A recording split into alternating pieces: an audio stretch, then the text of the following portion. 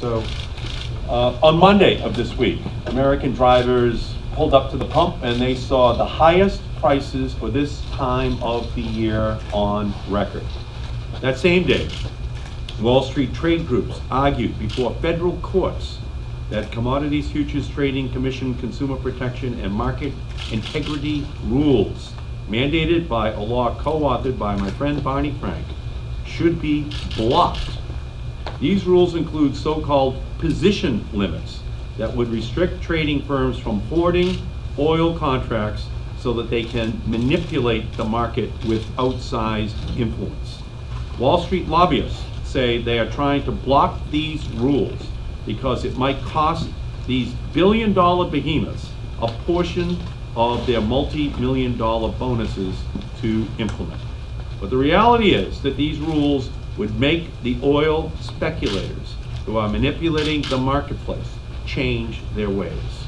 These consumer protections would take the Wild West out of Wall Street. Right now, oil speculators are cynically exploiting fears relating to US and European efforts to prevent Iran from getting nuclear weapons and using it to turn the oil market into a crude oil casino. Except in this game, it is the American consumer who is always handing over her cash. Since Iran threatened to block oil shipments through the Strait of Hormuz at the end of last December, international oil prices have risen by $17 per barrel, and US gas prices have risen by nearly 50 cents a gallon. The average price for US gasoline has risen for 22 consecutive days, yet total global oil supply remains essentially unchanged.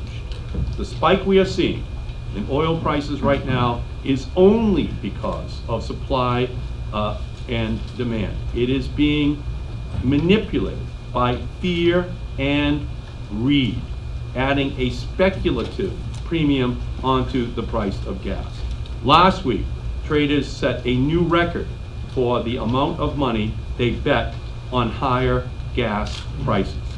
This is leap day, but for the last 22 days, every day has been a leap day for speculators and oil companies as prices have increased and their profits keep leaping upwards.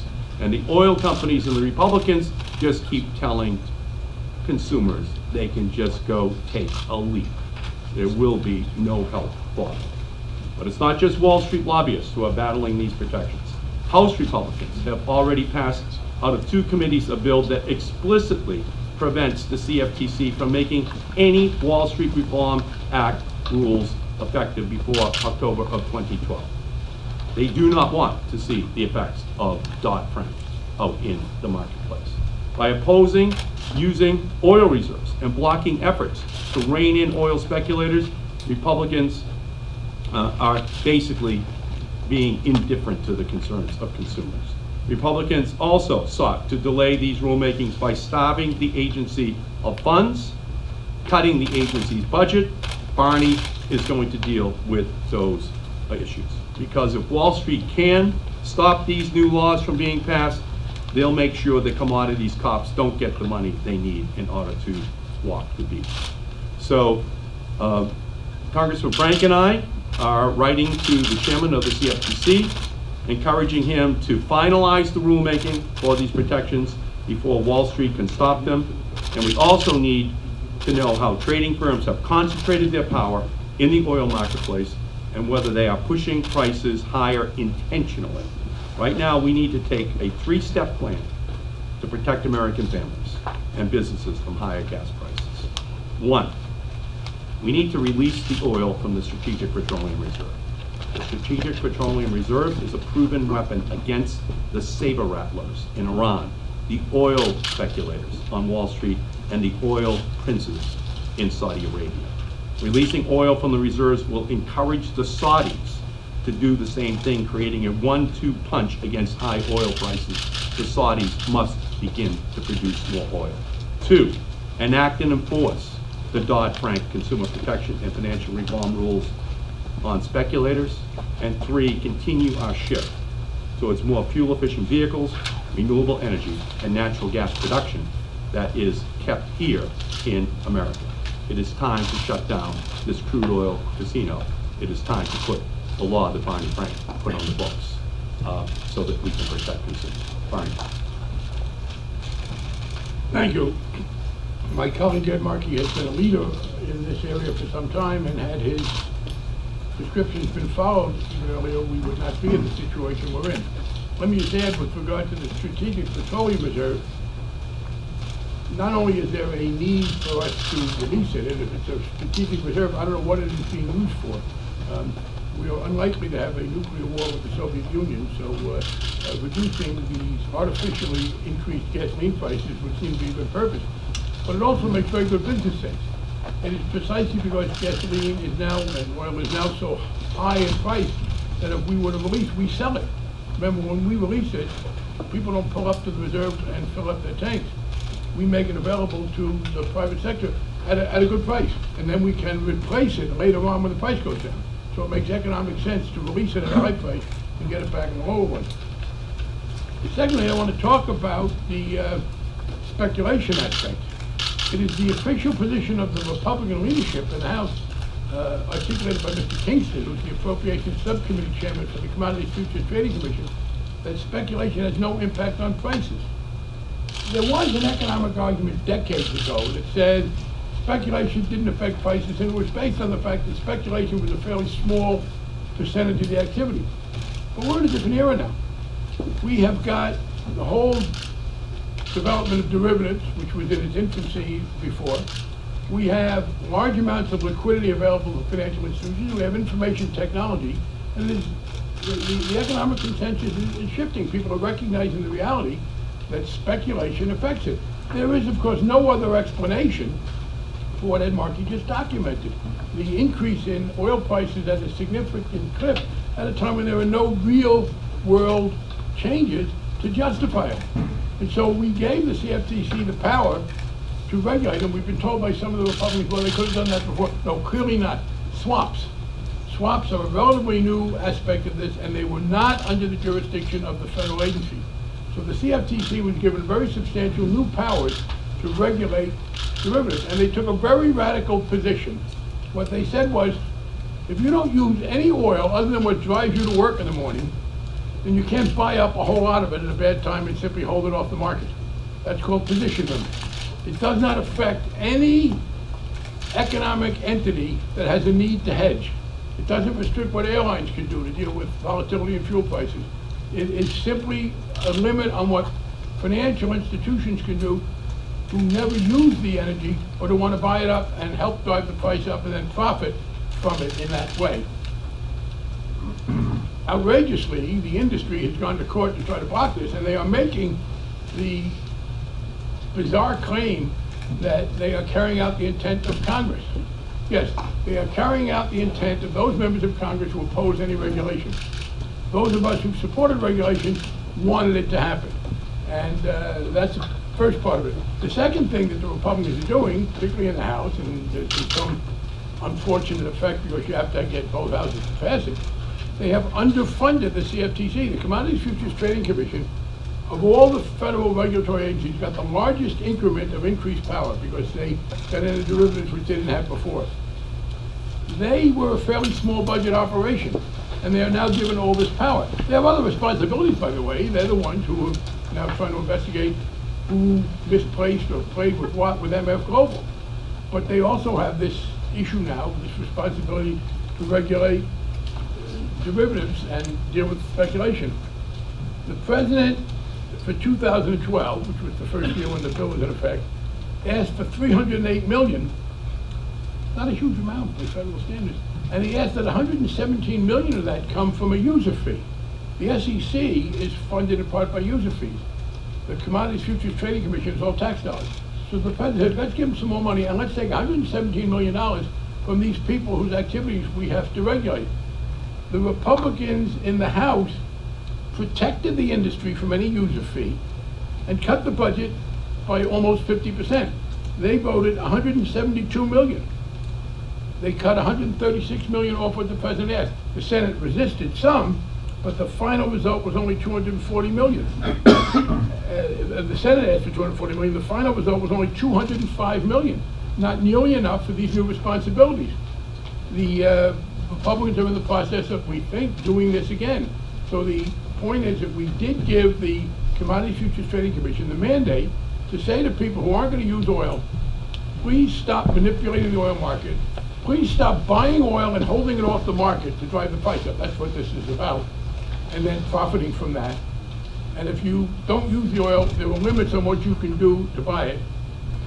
The Republicans have refused to fund the agency at a level where it can enforce this and do its other responsibilities, and the industry has gone to court.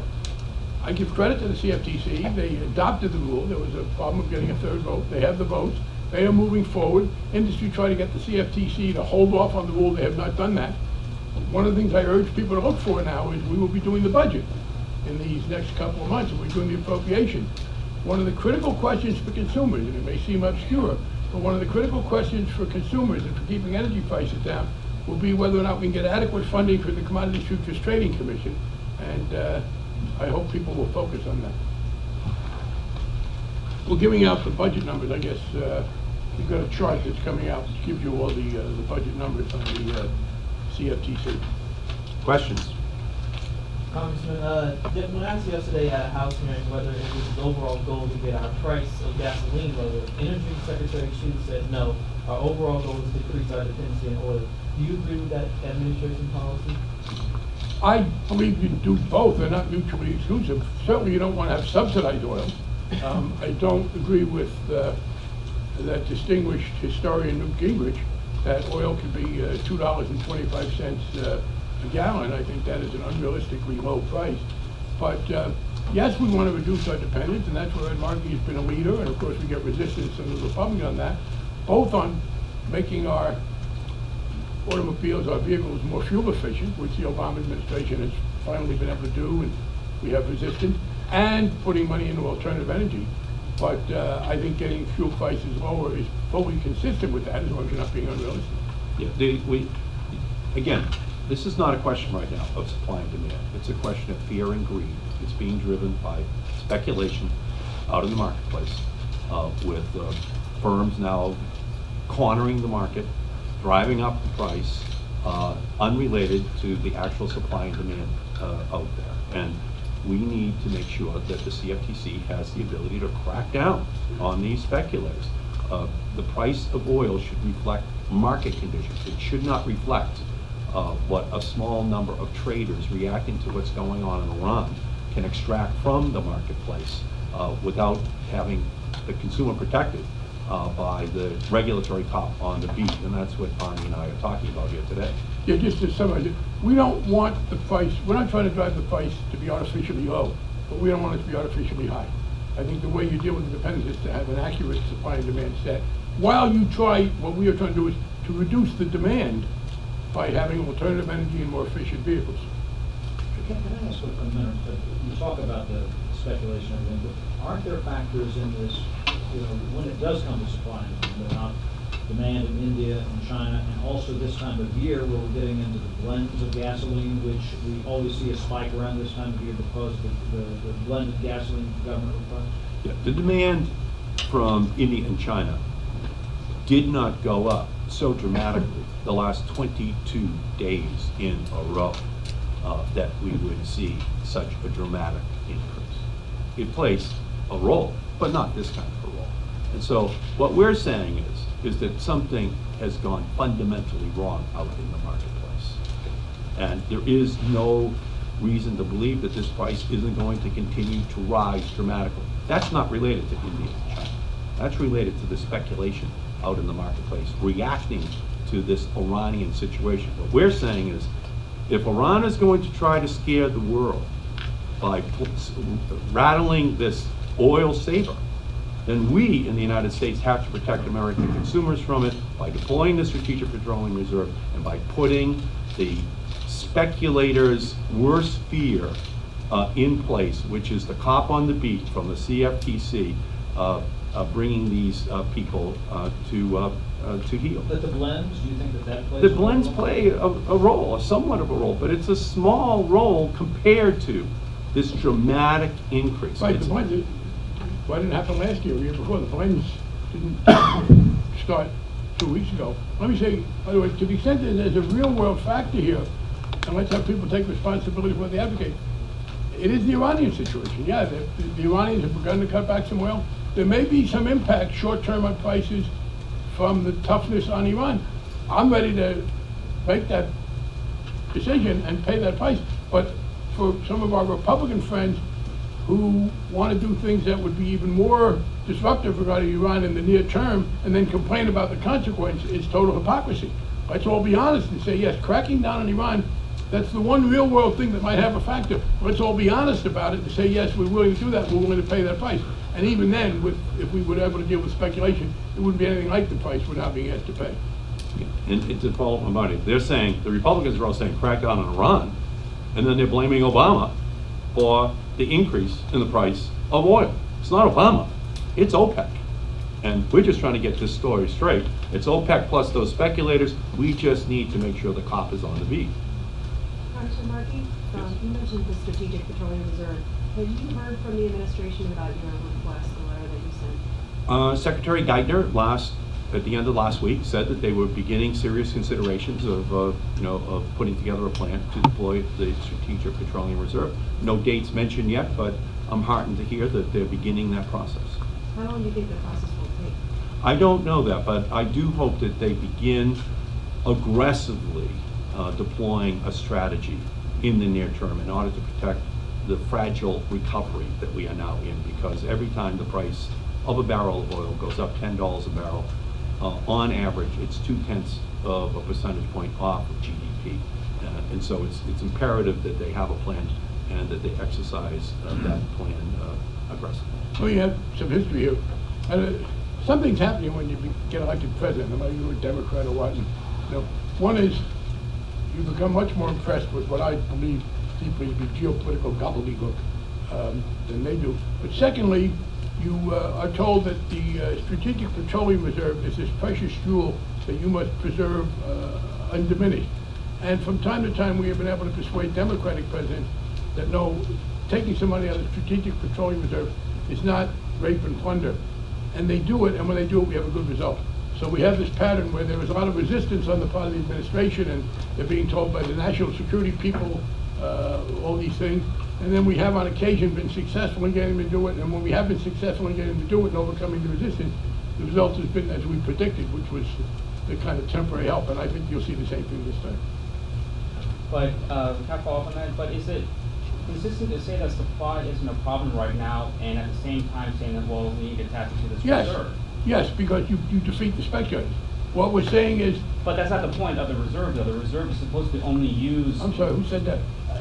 I think... Is that in the Constitution? The statute, I think, of the reserve says that it has to be a emergency. Well, but it doesn't say it's an emergency. I think it's an emergency. It does not say that. The statute does not say that. Pretty sure it does, actually. No, Well, it says if there is an imminent threat to the United States, and we do consider spinning our economy back into a recession, an imminent threat to our country. And the law makes it very clear that we can use it in these kinds of situations, and it's been used in these situations in the past. And there's a direct result here, because the Iranian situation is one of you say it's not supply. No, even if, we don't think it's caused by a shortage of real supply, but it can be alleviated by an increase in the supply that undercuts the speculators to some extent. And if they think this is coming, the speculators can be defeated by this. Secondly, to the extent that you enhance the Iranians' influence by letting them have an impact on prices with the aid of the speculators, yeah, that is a danger in the United States. So this diminishes the effect of the speculators, and it diminishes the leverage of the Iranians.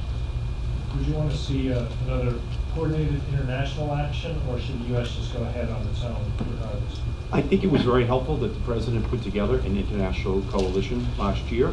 Having already constructed that coalition last year, we would hope that it would happen very quickly, and that they would put the Saudis at the front of that coalition. The Saudis are petrified that the Iranians would have a nuclear weapon. We are injecting ourselves into this debate in order to protect against that becoming a reality. So the combination of the Saudis producing more oil, the United States deploying the strategic petroleum reserves, other allies that have strategic reserves in their own country would send a bone-chilling threat to the speculators out in the marketplace, and you would see a precipitous, almost immediate drop in the price of oil for consumers at the pump. Yeah. Chairman Gensler consistently says that position limits are to tamp down concentration, prevent concentration in the market. And I guess I'm just trying to understand the connection between what you're saying and what he consistently says about concentration versus upward speculation. So concentration of what? Concentration of market players. Yeah, and that has an impact on price. I mean, that's, Because he's kind of unwilling, he's been unwilling to make that direct connection. well, we're not, and I think it's, I think that, I'll do a couple of things. First of all, why, I would have to ask why the industry is so upset about it. If they weren't making any money on this, why would they be so upset about it? If they are making money, where's it coming from? I mean, if in fact, what you got is, in economic terms, a kind of a rent, that is an economic return that has no real value. All of a sudden, there are people making money off the energy market who aren't using energy, who aren't producing energy.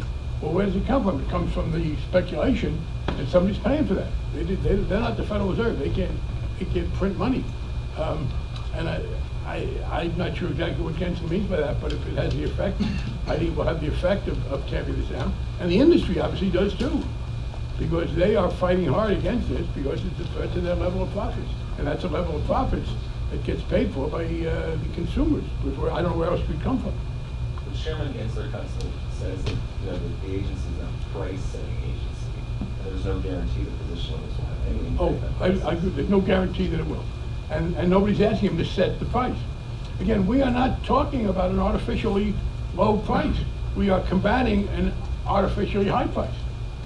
And the Justice Department isn't a price-setting agency, but antitrust.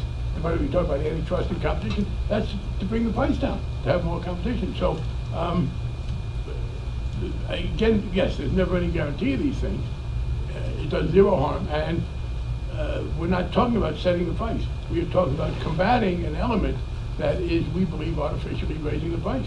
It is the job of the agency to ensure there is no artificial volatility built into the marketplace that can then be preyed upon by traders who have a stake in that artificial volatility. That is what is going on right now, and these agencies actually have a responsibility to wring that artificial volatility out of the marketplace.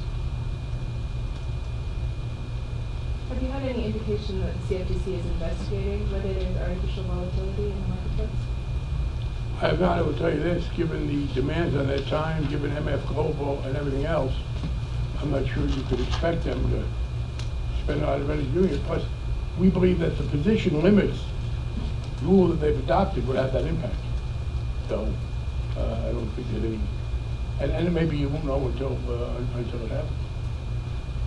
Thank you all so much.